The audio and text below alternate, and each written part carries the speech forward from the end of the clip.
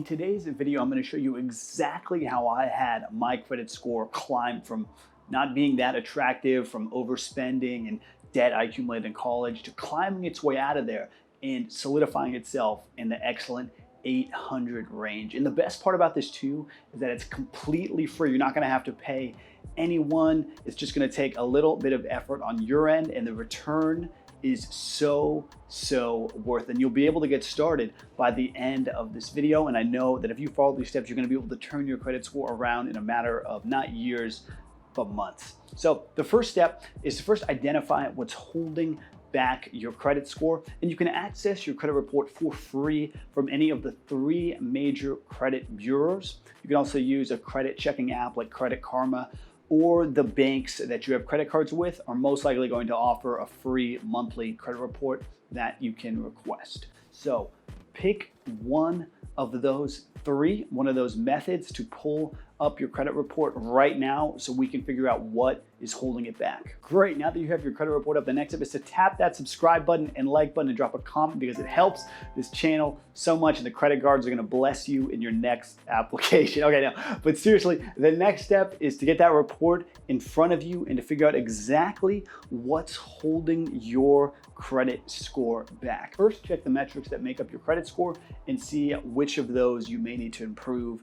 The 2 most common metrics that hold people's credit scores back is that, first off, their utilization is way too high, or they've got some missed payments. So starting off, if your utilization is too high, we're just gonna need to pay those balance down. Super simple. And too high is anything over 20%. And I recommend, as well as pretty much any other credit guru on YouTube and really pretty much anyone that knows anything about credit, is to pay off your balance in full every single month so you don't pay any interest. So your action step right now is simply pay down those balances and get in the habit of paying off your statement balance in full every single month, okay? If you missed any payments, your action step is to reach out to the organization that you have a missed payment with and ask for forgiveness, okay?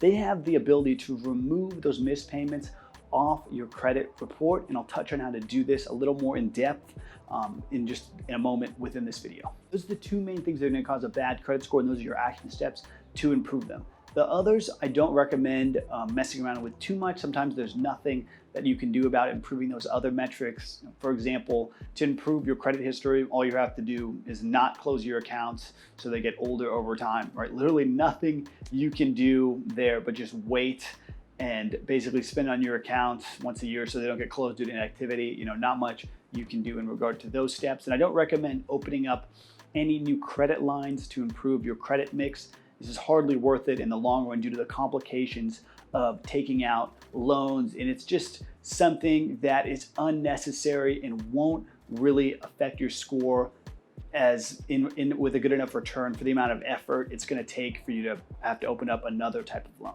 The next step is to look for errors on your credit report that you didn't commit, okay? These most common errors could be inaccurate personal information, duplicate accounts, incorrect account status, accounts belonging to other people, fraudulent accounts, or any information maybe belonging to, an ex-spouse or someone maybe you have shared financial statements with. Now, it's important to make sure your information is correct, because it's similar to, say you were applying for jobs. Wouldn't you want to know if instead of working somewhere for 2 years on your resume, your application said you were there for 2 months, or instead of being, the general manager, your resume said you were an intern? You wouldn't be landing any interviews and you'd have no idea why.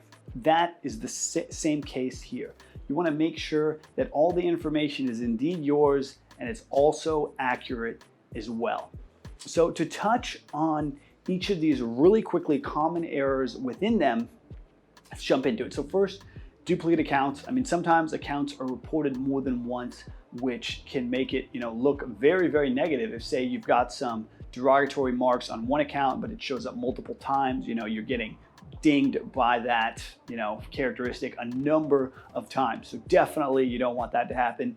If, check to make sure your status of your accounts are incorrect. Sometimes accounts that you didn't miss payments on are reported as closures. Maybe that's not actually the case. In regards to accounts belonging to other people, this is obviously more common if you have a very common name. So if you do, like Andrew Smith, whatever, Alexander David, something like that. Make sure that you're not getting reported by anyone that's not actually you. And obviously, fraudulent accounts is the most serious. If you have any accounts that are maxed out, defaulted, I recommend, that you stop this video right now and Google what to do if your identity is stolen, because that may be the case in what's happening here. Great. Now, if your credit report has any errors on it, it's time to dispute it. So I'm going to share a Google Doc with some templates that you can use to mail into the organization that you want to dispute these errors with. The dispute letters are either going to be going towards credit bureaus or information providers. And basically, when disputing, all you're going to do is you're going to compile the information about the item you're disputing, why you're disputing it, any supporting documents, all the supporting information around your case. And if you don't have any luck disputing it with them, with the credit bureaus, it's time to go with the information providers. And this is the group that is providing information about your credit status to those credit bureaus. So for example, if you had incorrect information reported from your Chase account, what you would want to do is get in touch with Chase so you can have that information corrected. So they're going to report the correct information to the bureaus. And there's going to be further information attached to that Google Doc to basically walk you through that step by step. So check that out after this video if this is an action step you need to take. And your action step right now is to identify any errors on your credit report. And if you have any errors, then visit that Google Doc and take the necessary steps to get them corrected. Your final step to improving your credit score for free is to improve those credit metrics. And here are some high-level guidelines to follow, where if you do these steps, your credit score is pretty much going to take care of itself over time. Your first step is to make all your payments on time, even if it's just the minimum. So no more missing payments. It's going to kill your credit score so quickly, and it's honestly kind of lame too. I mean, seriously, these credit card companies are lending you money, and if you can't pay them back because you've overspent, it's just super lame and says a lot about you. And I mean, I hate to just be this blunt, but I'm guessing you've probably lent people money in the past, and maybe they've avoided paying you back too, or just took way longer than agreed on. I know you know how that feels. You don't want to be that guy either. So one way to do this is on autopilot. And what I do is I have all of my credit cards enrolled in auto pay. So every month they're set to pay the statement balance in full. I don't even have to think about it. The next step is to lower your credit utilization. I touched on this earlier, but you want to keep your utilization as low as possible. And very, very luckily, it's not tracked historically. So you could have been carrying a 99% balance your entire life up until this point. But if you pay it off tomorrow, you're going to be in good standing as soon as those payments post to your statement. So, work to keep your utilization lower. And if you need some advice on how to pay off debt, I recommend watching the video I created on how to pay off your debts quickly with low income. So, regardless of what income you have, you're gonna be able to make it happen. And the third step is to keep old accounts open. I recommend only closing accounts trying to get out of an annual fee, or if you wanna be eligible for a credit card sign-up bonus again. But otherwise, leave your old cards open at all costs. This is going to improve your credit history, keep your account number high. It's going to allow you more opportunities for on-time payments. It just has so many positive benefits. And the best part is you essentially have to do absolutely nothing, okay? And the fourth step is to avoid applying for new credit lines. Okay, there's going to be a time for this, but right now it's not. And each time you apply for a new credit line, whether it's student loan, a credit card, or any type of credit card, this is going to cause a temporary ding on your credit score in the form of a hard inquiry. And these are basically worth it in the long run.